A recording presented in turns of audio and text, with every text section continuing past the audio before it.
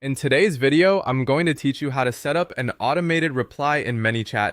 To get started, open ManyChat and head to the automation section.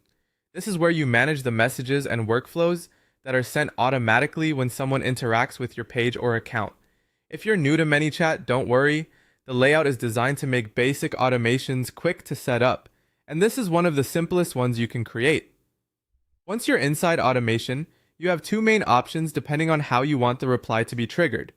You can choose the default reply, or you can create a keyword trigger.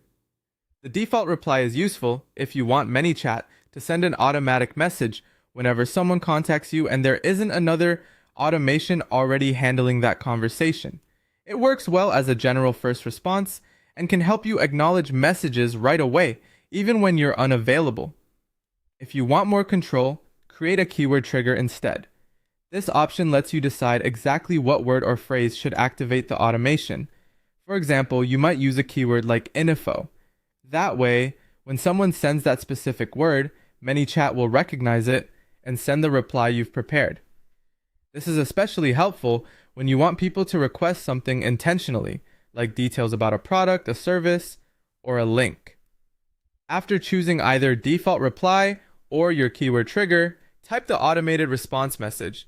Keep your message clear, friendly, and direct, so the person receiving it immediately understands what they need to know. A good automated message should feel helpful, not robotic, so it's worth taking a moment to phrase it naturally.